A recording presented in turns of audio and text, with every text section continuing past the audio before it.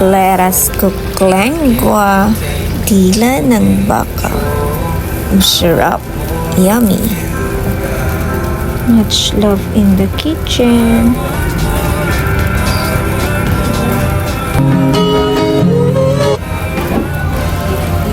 Namalengke nga ako kasama si Dekoy para bumili ng dila ng baka at mamimili na rin daw siya ng kanyang pork at chicken para sa ulam. So, ito na yung nabili naming dila ng baka. Papakuluan ko lang yan sa malaki kong rice cooker. Pagkatapos ay hahanguin ko ito at papalamigin para madali lang siyang balatan. Pero huwag mong hayaang lumamig ang inyong relasyon ha.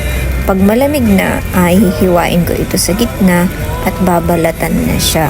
Tapos i-prepare ko na yung mga ingredients para sa susunod na kulo ng laman. Yung laurel leaves, paminta, fish sauce, cane vinegar at papakuluan ko ulit ito hanggang sa lumambot. Kapag malambot na nga ang dila ay hihiwain na natin ito sa maliliit na slices para madaling maluto. Tapos papakuluan ulit natin sa kung saan natin pinakuluan kanina hanggang sa mag-boil.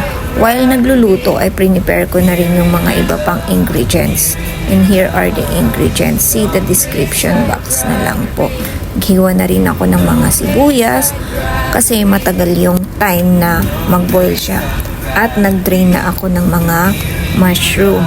Yan pala yung isa, yung Worcester sauce.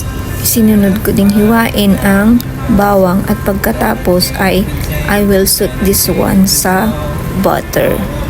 I made use of 400 grams butter para mas malasa siya, mas masarap, and dun ko ikikisa yung sibuyas at saka yung bawang.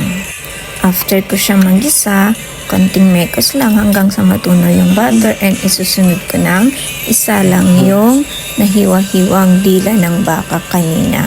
Medyo madali na lang itong lutuin kasi napalambot na siya and naluto na ito 2 times. Katulad ng previous videos natin kanina. After which, ay nilagyan ko nga siya ng 2 tasa ng pinagpakuluan kanina ng baka, and then I put the drained mushroom already.